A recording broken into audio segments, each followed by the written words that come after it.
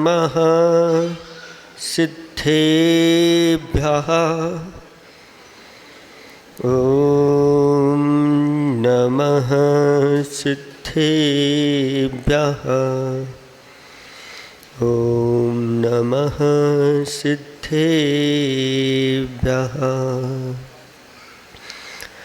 था मिट्टी का लौंदा गुरुवर, मुझे सुघट है बना दिया।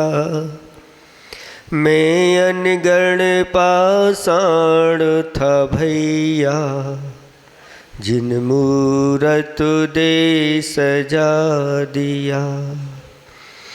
मैं ठेठ जो बांस बना था, मुझे बांसुरी बना दिया। कैसे उनके गुण गाऊं मैं, दिया हाथ में थमा दिया, दिया हाथ में थमा दिया। देवादिदेव 1008 कैवल्य कमलापति आदि ब्रह्मा आदिनाथ भगवान की। देवादिदेव 1008 चैतन्य चमत्कारी चिंतामणि पारसनाथ भगवान की जय।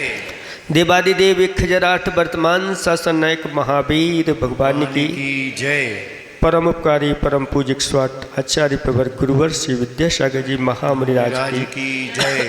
परम पूज 108 नवाचार्य श्री समय सागर जी महामुनिराज की जय।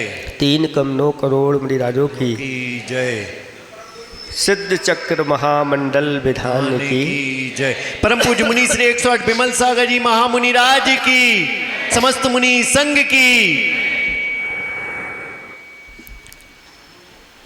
धर्म स्नेही बब्बात्माओं, हम सब महावीर भगवान के शासन काल में यहाँ पर स्थान पा रहे हैं। भगवान महावीर स्वामी के निर्वाण के बाद निरंतर उनकी परंपरा चलती आई। उनके बाद गौतम गणधर स्वामी ने उस धर्म ध्वजा को संभाला। परंपरा से और केवली हुए। अंतिम सुत केवली भद्रबाहु महाराज ने फिर उस ध्वजा को संभाला। फिर पुष्पदंत भूतबली आदि आदि महान आचार्य हुए। उसके बाद कुंद कुंद भगवान, उनको तो भगवान कह के ये लोग अपने हृदय में विराजते थे। और हमारे गुरुदेव ने ऐसे उन कुंद कुंद भगवान की परंपरा को आत्मसात कर लिया। हम लोगों की जब दीक्षा हो रही थी तो आचार्य भगवंत ने यही कहा था कि हमें कुंद कुंद की परंपरा को जीवंत रखना है। इसलिए दीक्षा लेना है कि कुंद कुंद भगवान की परंपरा जीवंत रहे। उसके बाद उस ध्वजा को बहुत सारे आचार्यों ने संभाल के रखा। आगे जाकर के मध्य में कलिकाल सर्वज्ञ जिनको कहा जाता है, ऐसे वीरसेन स्वामी महाराज धवला जय धवला के करता हुए परंपरा चली आई। उसके बाद उस ध्वजा को आचार्य प्रवर श्री शांति सागर जी महाराज ने संभाला और परंपरा चली आई। बहुत सारे भेद प्रभेद हुए। उसमें एक आचार्य भगवंत ज्ञान सागर जी महाराज ने उस ध्वजा को संभाल लिया और एक ऐसे महान शिष्य को जन्म दिया। वो आचार्य गुरुदेव हमारे हैं, सबके हृदय में जो हमेशा विराजमान हैं। ऐसे गुरुदेव ने आज के दिन उस धर्म ध्वजा को अपने हाथ में ले लिया था और आज के दिन उन्होंने संयम को धारण किया था। सभी को आश्चर्यचकित करने वाली वह दीक्षा थी कि एक ऐसा युवा जो यौवन की दहलीज पर कदम रख रहा है, कहाँ तो लोग विवाह की तैयारी करते हैं और दूल्हा बनने के लिए तैयार हैं, लेकिन ऐसे जहाँ चारों ओर विषय भोगों की प्रधानता थी। राजस्थान भोग भूमि मानी जाती है, भोग भूमि कहते हैं, वहाँ तो बस अच्छा अच्छा सब चाहिए है। लेकिन ऐसी भोग भूमि में भी कर्म भूमि की बात हो जाए और वहाँ दीक्षा हो जाए उन लोगों के सामने, उनके लिए तो ये विश्व का बड़ा एक चमत्कार था। और सभी देखते रह गए जब उनकी चर्या ऐसी चर्या हुई कि उनके गुरुदेव ही कहने लगे कि विद्यासागर महाराज चतुर्थकालीन चर्या के धनी। ऐसी वह चर्या उन्होंने की और उस परंपरा को लगभग 56 वर्ष तक उस धर्म ध्वजा को साथ लिए रहे और कई ध्वजाएं तैयार करके गए हैं। एक ध्वजा नहीं, कई ध्वजा। और उसमें आज वर्तमान में उस महाध्वजा को अगर कोई संभाल रहा है, हम सब तो ध्वजाएं हैं, लेकिन महाध्वजा जिनके हाथ में गई है वह ऐसे वर्तमान में सरल हृदय और गुरु के गुणों को जिन्होंने आत्मसात कर लिया है, ऐसे नवाचारी आचार्य श्री समय सागर जी उस ध्वजा को लेकर के अब चल रहे हैं। वो महाध्वजा है और भी और ध्वजाएं हैं। कितनी ध्वजाएं हैं?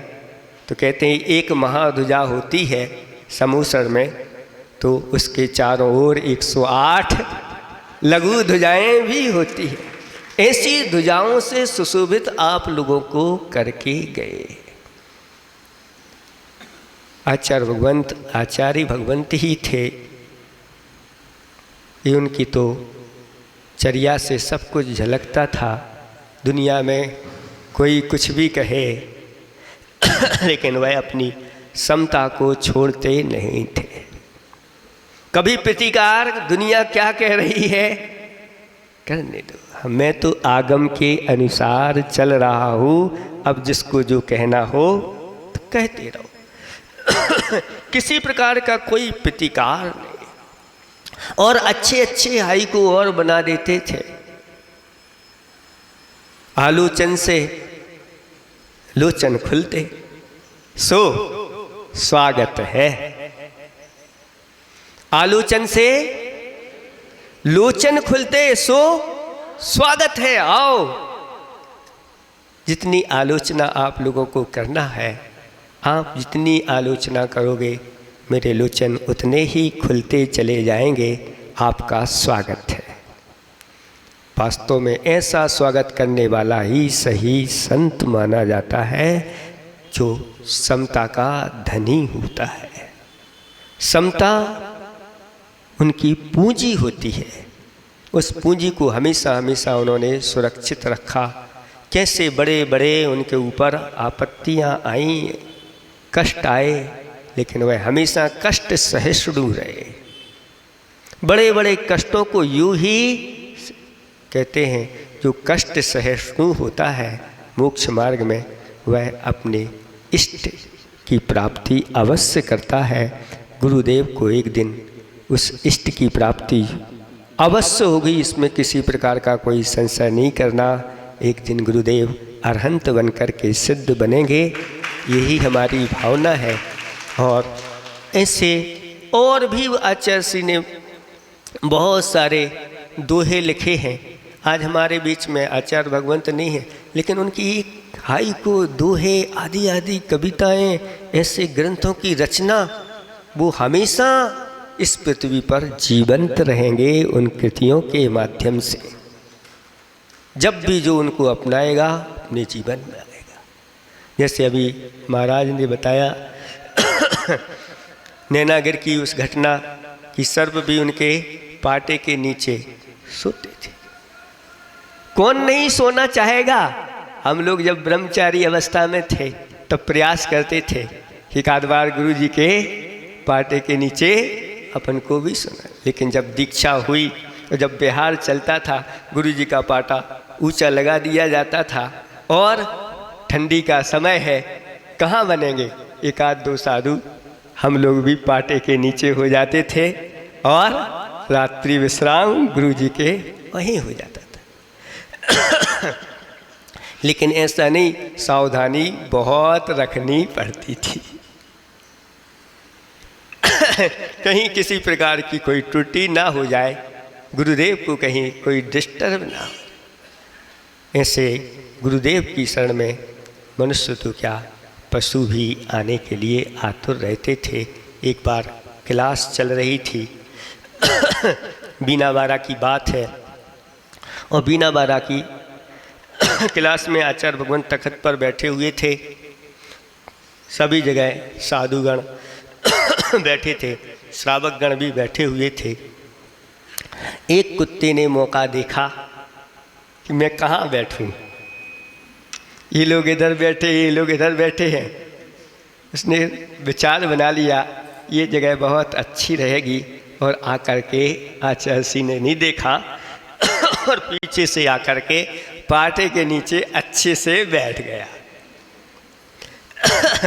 अब सब लोग देख रहे हैं, उस कुत्ते के लिए कोई छू छू कर रहा है, कुछ कुछ कर रहा है, कुछ कुछ कर रहा है। तो आचार्य जी ने कहा, आचार्य जी समझ गए, उन्होंने देखा नहीं या कैसे भी उनकी जो भी हो, वो कहने लगे देखो तुम जिसे भगाना चाह रहे हो उसके गुण को भी देखो, उसका एक नाम कृतज्ञ है। कुत्ते का एक नाम कृतज्ञ है, यानी किसी की अगर एक रोटी भी खा ले तो पूछ तो आपके लिए हिलाएगा, आपके इर्द गिर्द घूमेगा, आपके तलवे चाटेगा, आपकी कृतज्ञता को नहीं। जिसके यहाँ रहता है मालिक के यहाँ हमेशा वफादारी वह निभाता है। ऐसा वह कृतज्ञ है। ये कृतज्ञता गुण भी एक बहुत बड़ा गुण माना जाता है। आजकल कितने उपकार हमारे ऊपर गुरुदेव के हैं, कितने उपकार माता पिताओं के हैं, लेकिन थोड़ी सी कहीं कहीं कमी हो जाती है तो फिर उनके दोष दिखने लग जाते। एक घटना पड़ी थी कि एक शिष्य जिसने गुरु की निस्वार्थ सेवा की, गुरु उससे प्रसन्न थे। गुरु के पास एक जादुई दर्पण था। गुरु ने प्रसन्न होकर के उस शिष्य के लिए जादू दर्पण दिया और कहा कि इस दर्पण में जिसके भी तुम सामने रख दोगे उसके सारे दोष तुम्हें दिखने लग जाएंगे। और उसको दर्पण लेकर के बहुत प्रसन्न हुआ और गुरु जी को प्रणाम करके निकल गए। अब वहाँ पर गुरु जी के पास जब लोग आते तो वह सबके सामने दर्पण को कर देता और देखता कि इतने ये सारे लोग आ रहे हैं, संत समागम में आ रहे हैं, संत भजन के लिए आ रहे हैं, लेकिन इनके अंदर अनेक प्रकार की बुराइयां भरी हुई हैं। किसी के अंदर क्रोध की ज्वाला झलक रही है, किसी के अंदर मान की पुट दिखाई दे रही है, किसी के यहाँ छल कपट, किसी के यहाँ लालच का भंडार है, कोई ईर्षा से बढ़ा हुआ है, कोई अनेक प्रकार की बुराइयां दिख रही हैं। क्या यहाँ पर आने वाले सब ऐसे ही हैं? उसने सोचा थोड़ा सा बाहर चल के भी देखें, और बाहर भी यही करता और जहाँ वह दर्पण करता कोई ना कोई बुराइयाँ तो नजर ही आती। परेशान हो गया, क्या है। वापस आता है और विचार करता है कि सबके पास बुराइयां हैं तो क्या गुरु के पास भी। तो उसने गुरु के ओर भी उसको कर दिया और देखा, अरे ये क्या, गुरु के अंदर भी ये सब बुराइयां झलक रही हैं। क्या कहीं ये जादू ही दर्पण झूठा तो नहीं। नहीं नहीं, ये तो गुरु महाराज ने दिया है और सब, ये ऐसी बात नहीं झलका सकता। और वह विचार कर रहा है और गुरुदेव से कहता है, गुरुदेव ये क्या है जिसके अंदर देखो बुराइयां ही बुराइयां दिखती हैं, कमियां ही कमियां दिखती हैं। गुरुदेव ने मुस्कुराया और वह दर्पण उसकी ओर कर दिया। और जैसे ही उसकी ओर किया और उसने दर्पण में देखा, ये क्या, इतनी बुराइयां तो आज तक मैंने किसी में देखी ही नहीं। कि सबसे बड़ी बुराई अगर कोई है तो दूसरे की बुराई देखना, इससे बड़ी और कोई बुराई नहीं। अगर ये बुराई हमारे अंदर से हट जाए तो आज भी इस पृथ्वी पर स्वर्ग दिखाई देगा, स्वर्ग का नज़ारा होगा और सबके अंदर गुण ही। उन्होंने लिखा, गुण ही गुण पर में सदा। आचार्य भगवान की भावना देखो, गुण ही गुण पर में सदा, खोजू निज में दाग। गुण ही गुण पर में सदा, खोजू निज में दाग। दाग मिटे बिन कब कहाँ, तामस मिटते राग। अगर देखना है तो पर में गुण देखो और अपने में देखना है तो दाग देखो, बुराइयां देखो, तभी वह अंधकार हमारा मिटेगा। अंधकार का ये भरा हुआ राग का अंधकार है वह दूर होगा। ईर्षा का अंधकार है, बुराइयों का अंधकार है, क्रोध मान माया लोभ का अंधकार है, ये तभी हट सकता है जब हम अपने दोषों की ओर दृष्टि रखें। इसलिए आचार्य भगवंत की हमेशा गुणग्राही दृष्टि रही और उन्होंने सबकी भलाई के बारे में सोचा, सबके उपकार के बारे में सोचा। जब खुरई आए थे, स्वास्थ्य उनका ठीक नहीं था, लेकिन अस्वस्थ दशा में भी आपके लिए आनंद धाम सौंप के,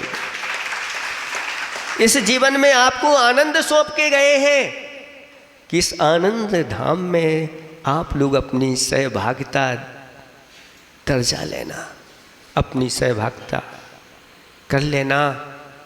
इस भव में भी आनंद आएगा और परभव में भी आनंद आएगा और हमेशा शाश्वत आनंद को भी आप प्राप्त कर लोगे। शास्त्रों में लिखा है, एन श्रीमज्जिनेशस्य चैत्यागार मंडितम कारितम तेन भव्य ने स्थापितम जिन शासनम।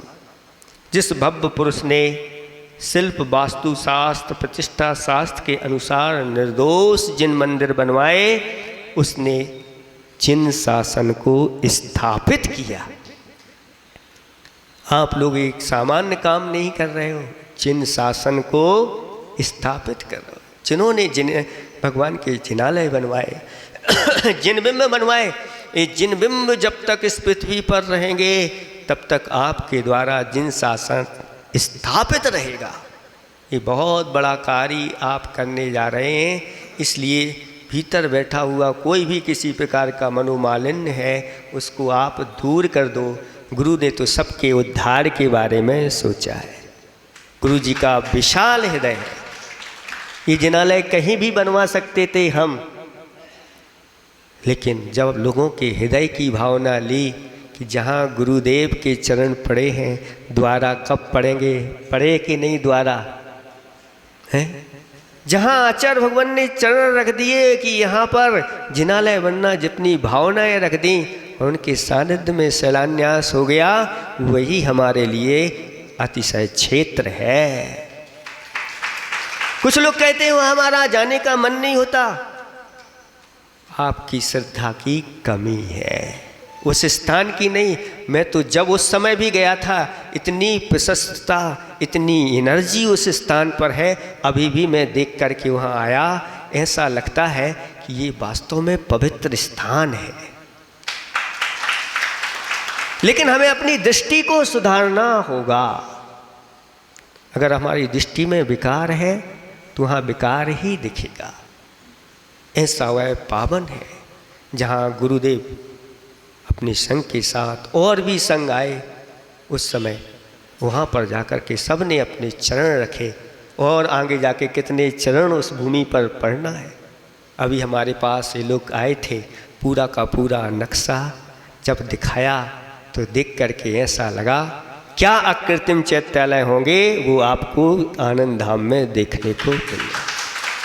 ऐसी उसकी रचना वास्तु के हिसाब से सही दिशाओं में जैसा होना चाहिए वैसी ही सारी चीज़ें वहाँ तैयार होने जा रही हैं, जो पूरी खुरई के लिए एक चतुर्मुख वृद्धि के लिए कारण हो गई। सभी प्रकार की वृद्धियाँ खुरई नगर की हो गई। आप लोग देर कर रहे हो, ये बहुत घाटे का सौदा कर रहे हो। ये चीज़ तो जितने से जल्दी बन जाए उतना ही हमारा फायदा है। इसलिए दूसरों को नहीं देखो, उन्होंने दिए कि नहीं दिए, वो दे रहे हैं कि नहीं, वो जमा कर रहे हैं कि नहीं। जिनका तीव्र पुण्य होगा वही आनंद धाम में अपना धन लगा पाएगा, और जो उसका नहीं वो ऐसे ही रह जाएगा। कब क्या हो जाए जिंदगी का कोई भरोसा नहीं है। आपने बोले और यहीं से चले गए, दे नहीं पाए तो कहाँ जाओगे, कि क्या बन करके चुकाओगे, कोई भरोसा नहीं। इसलिए माताओं से भी हमारा ये कहना है, सबसे ज़्यादा अगर प्रभावना में आज अग्रसर हैं तो माताएं बहनें हैं। देख लो इनकी संख्या कितनी है। कोई आए चाहे नहीं, महाराज आप तो आशीर्वाद दो, हम लोग मंडल मिल करके ही विधान कर लेंगे। और ये तैयार हो गई, कोई नहीं आएगा तो ये तो तैयार है मंडल। इतना समय निकाल लेंगे क्या धर्म के लिए, इतना समय नहीं, धर्मात्माओं के लिए हमारे पास इतना समय नहीं। शादी विवाह के लिए तो हम कितने दिन निकाल देते हैं, सब कुछ छोड़ करके चले जाते हैं संसार के कार्यों के लिए। इसलिए आप लोगों से भी हमारा कहना है कि जो अभी इन लोगों के मन नहीं बन पा रहे हैं, इनके अच्छे से मन बनाओ और जल्दी से जल्दी ये किस्त यहाँ की भरते चले जाओ। किस्त क्या, अगर 5 साल पूर्व में आपने आचार्य भगवंत के सामने दान बोला, और उस समय यही बोला था कि 5 साल में, 5 ही साल बोला था, इससे ज़्यादा तो नहीं बोला था आचार्य जी के सामने, 5 साल में पूरा दे देंगे। आज 5 साल हो गए जिन्होंने बोला है, अब वो किस्तों वाली बात नहीं करें, वो तो पूरा का पूरा यहाँ जमा करके जाए। नहीं तो अब सोचो कि 5 साल में और मंदिर बनेगा तो हम 5 साल बाद, 10 साल बाद अगर सही देखा जाए तो दूना आपको देना होगा, तभी सही माना जाएगा। क्योंकि 10 साल में डबल हो जाते हैं। बैंक में आप जमा करोगे तो डबल हो जाते हैं, और 10 साल बाद अगर देने की चाह रहे हो तो ब्याज सहित नहीं, वो तो आपको दूना देना पड़ेगा। इसलिए दूना ना देना पड़े, इसलिए जिनके 5 साल हो गए हैं वो तो अपना पूरा जमा करें, और जिन्होंने अभी आदि बोले हैं वो अभी अपनी इस प्रकार से बताते चले जाए। अभी हमने पूछा कि कैसा इसका अपना मंदिर का कांटेक्ट हुआ है, तो उन्होंने यही बताया कि 60 महीने में वह मंदिर बना करके देगा और प्रति महीने में उसने ये कहा कि 6000 घनफीट का महीने में हम काम करेंगे, और 6000 घनफीट का काम अगर वो करेगा तो महीने की लगभग 80 कलश के आसपास की राशि चाहिए। अब एक महीने में 80 कलश की राशि चाहिए और अभी कोई महाराज आ जाते हैं तो इकट्ठा करवाना भी बहुत कठिन दिखाई देता है। फिर हम लोगों को जाने के बाद हर महीने 80 कहाँ से देंगे? आप विचार करिए। आप कह रहे हैं मंदिर नहीं बन रहा है, नहीं मंदिर बन रहा। एक बार उनके पास जाकर के बैठो, अच्छी तरह से देखो सब कुछ और समझो। समझने के बाद आपको लगेगा इन लोगों की कमी से नहीं, मंदिर हम लोगों की कमी से बन रहा है, नहीं बन पा रही। अगर राशि समय पर पहुंचती गई तो वो कर देगा, नहीं तो 60 महीने के कितने महीने लग जाएंगे ये आप लोगों के लिए। क्योंकि दिन दूनी रात चौगुनी चीज़ों की वृद्धि बढ़ती चली जा रही है रेट आदि में, लेकिन आपका तो वही दान रहता है और वही हिसाब किताब रहता है। इसलिए ये गुरुदेव आप लोगों को ऐसी चीज़ प्रदान करके गए हैं, इसलिए आप तत्पर हो जाओ और भैया कह दो, आपको मांगना नहीं पड़े, हमें तो आप देते चले जाओ। आनंद धाम के लिए आप ये कार्य करना, क्योंकि गुरुदेव बहुत बड़ी उपलब्धि आपके लिए नहीं, बहुत सारे स्थानों पर इस प्रकार के कार्य हुए और सभी ने अपने हृदय से ऐसे स्थानों पर अपने दान को लगाया। जिनके पास कुछ भी नहीं था ऐसे लोग भी, एक व्यक्ति ने आके सुनाया कि महाराज हम कुछ सुनाना चाहते हैं। हम क्या सुनाना चाहते? आचार्य भगवंत कुंडलपुर में विराजमान थे और कुंडलपुर के बड़े बाबा के जो गर्भगृह की चाबी लगना थी अभी तक इतना बड़ा किसी ने दान नहीं किया था। एक व्यक्ति पहुंच गया और आचार्य श्री कहते, आचार्य श्री जी मुझे चाबी रखना है, चाबी रखना है। हाँ मैं एक दूंगा। एक क्या दूंगा आप समझ सकते, छोटी मोटी राशि नहीं, मैं एक दूंगा। लेकिन कान में कहता है कुछ नहीं आचार्य श्री, कुछ मेरे पास है नहीं, लेकिन चाबी मुझे ही रखना और मैं एक दूंगा। और आचार्य श्री ने आशीर्वाद उसके लिए दिया और वह कहता है मैं आ गया वापस पुकारी करके और कुछ ही दिनों में एक कॉन्टैक्ट आ गया जो खदान का काम करता था। उस खदान में जो मिट्टी निकलती थी उसमें मिट्टी बिकती थी बहुत सस्ती मिट्टी बिक जाती थी, लेकिन उसमें कुछ चीज़ थी उस मिट्टी के अंदर, कुछ ऐसी धातु। और एक व्यक्ति ने कांटेक्ट कर लिया कि पूरी मिट्टी मुझे चाहिए, इतने रुपए ट्राली में मैं तुम आपको दूंगा। और उसने ला करके लगभग 75 लाख रुपए उसने हमारे पास पहुंचा दिए। ये सौदा तैयार हो गया। जो मिट्टी के भाव बिकता था उसमें भी उसके लिए इस प्रकार की निकल आई। और उसने, ये है गुरुओं के आशीर्वाद का, हृदय की भावना होना चाहिए, अपना समर्पण होना चाहिए, सब काम सिद्ध हो जाएंगे। समय बहुत हो गया है। ऐसे आचार्य गुरुदेव का हम सब के ऊपर उपकार है, उनके उपकारों को कभी चुकाया नहीं जा सकता।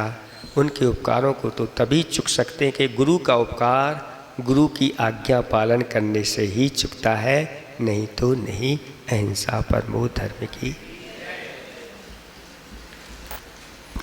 का यह दीक्षा दिवस कहीं और मनाया जाना था, लेकिन आप लोगों की भक्ति रंग लाई और ये खुरई में ही हो गया।